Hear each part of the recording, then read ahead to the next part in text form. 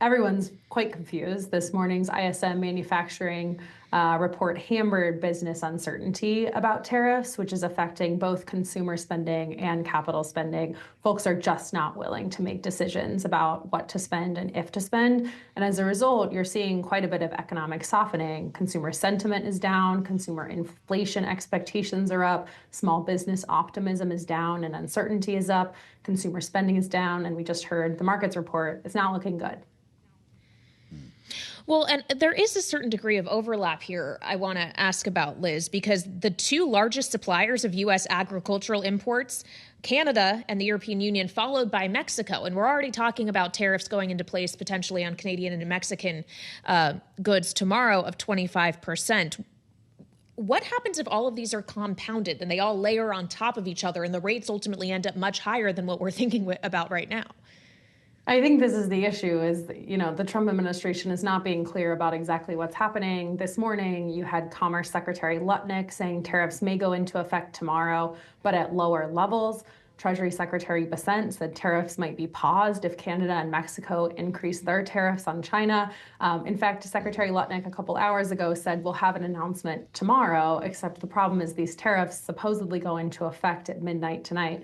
I think the uncertainty is extremely hard for both consumers and businesses to operate in this environment. The other issue you have for farmers that, President Trump is boasting about the returns that they'll get from this on Truth Social is that this could increase their fertilizer prices, the prices they pay for agricultural equipment, much of which is imported. And so even though you may have increases in demand for domestically produced agriculture, much of our agriculture products right now are imported, especially things like food and groceries. The input costs for how much it costs to produce those is likely to rise, sort of limiting what farmers are able to do in terms of increasing supply. Well, so which one of these keeps you up at night? Which one has the biggest impact on the U.S. economy? Is it Mexico-Canada tariffs that could be implemented tomorrow? Is it reciprocals that come in April, autos, steel and aluminum, copper, some of the stuff that we've already talked about? Liz, you've got a big menu to pick from. It all keeps me up at night. And I think more importantly, it keeps American families and consumers up. They voted for President Trump in hopes that he would bring down their prices, especially those they're facing on essentials at the grocery store. And instead of bringing their prices down, he is focused on, indiscriminate tariffs that do nothing to protect American jobs or strengthen U.S. manufacturing. And instead of imposing tariffs on allies, on Canada that will hurt workers and raise prices, he really should be focusing on holding countries like China accountable for undercutting American workers and businesses. Sort of lost in this whole conversation is that Trump walked back closing the de minimis loophole that allows China to flood the U.S. with cheap goods without being inspected or paying tariffs. So it keeps me up at night that we're not doing any of this strategically. There are certainly strategic cases for tariffs. The president doesn't seem to be making them and certainly doesn't seem to be implementing them in a strategic way, which really does ultimately hurt both consumers, workers, families, and agriculture, farmers, the whole 9 yards. Well, so Liz, when we consider the impact on consumers and the actual prices they will see, what we frequently hear from officials in the Trump administration or those aligned with his way of thinking on tariffs is what we're talking about here is a one-time price increase, not necessarily sustained inflation as we experienced during the Biden administration. Is there a world in which, though, a one-time price increase can actually precipitate an inflationary spiral if consumers expect that prices are going to keep going up, even if they wouldn't have necessarily on their own? Yeah, I don't think there's any world where this is a one-time increase if these are all implemented in such a haphazard way. As Joe said before, maybe these are leveled on top of each other. Maybe something comes tomorrow and maybe something comes in April. And what about in 6 months when the president gets mad at another country that he wouldn't let them land a plane full of undocumented immigrants he's trying to deport? This really is just a needless trade war that he is really picking with the entire world. If you expected a one-time increase in prices, or if that was your goal, you might implement all the tariffs all at once in a very clear fashion on a very clear set of goods. Instead, we're getting, delays on this, layers on this, changing in decisions at the last minute. I don't see how this is a one-time price increase, especially with where consumer and business sentiment I think this is likely to spiral, and we're likely to see downstream effects for months to come as the Trump administration continues to play games with the implementation of these policies. Well, we hear past as prologue a lot around here when we ask members of the administration about the potential inflationary impact of tariffs.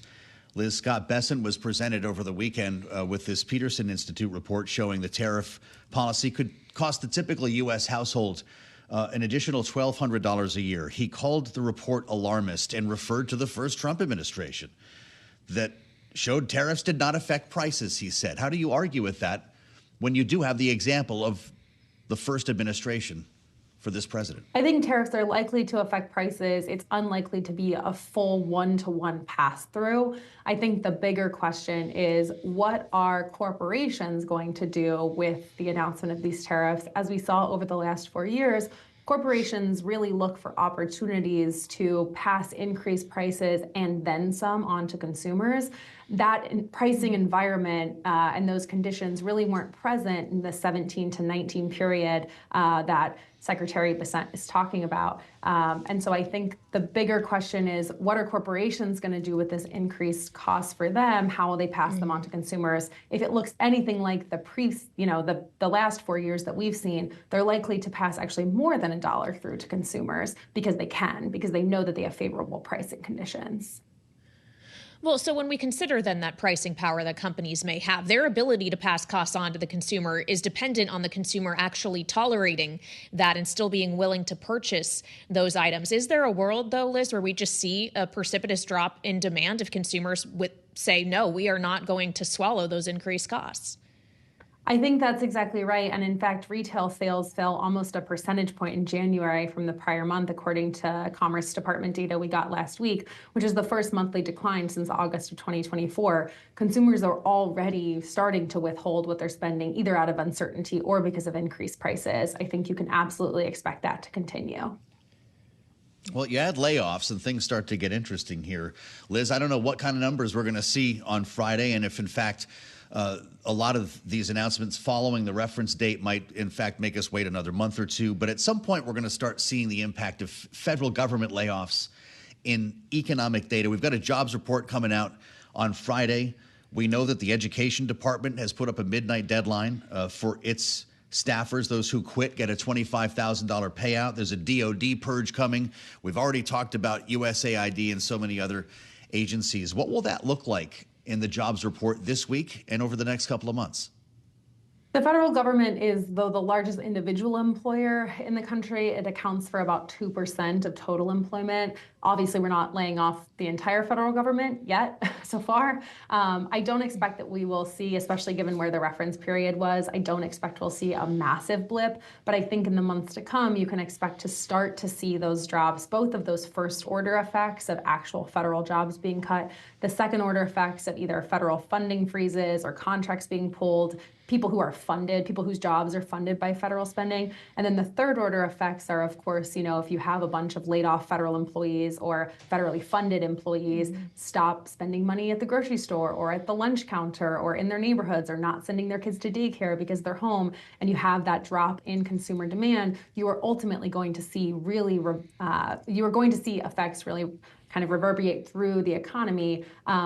You have to think about the economy that Trump inherited. On paper, he inherited almost a perfect economy, high consumer sentiment, low unemployment, inflation almost at target. And he has really, within a matter of weeks, almost ruined it. You are starting to see that honeymoon period really come to a close.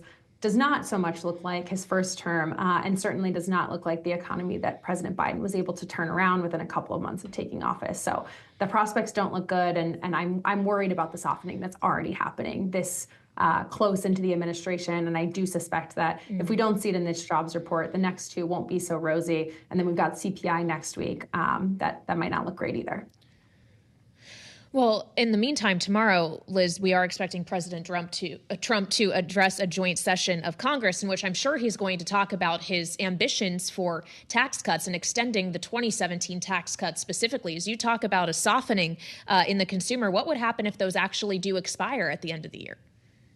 Those tax cuts have very little effect on the vast majority of Americans' pocketbooks. For the bottom 50%, you're looking at a couple $100s, whereas the top 0.1%, you're looking at about $300,000 each. And so I think really, if you combine what they are proposing, which is massive cuts to things like Medicaid, food stamps, vital programs that support middle-class families' balance sheets, and you combine that with large tax cuts for the wealthy who are much less likely to consume and spend in the economy, it's both a picture that doesn't look good for middle-class families, but also doesn't look good on the broader macro scale in terms of consumer demand.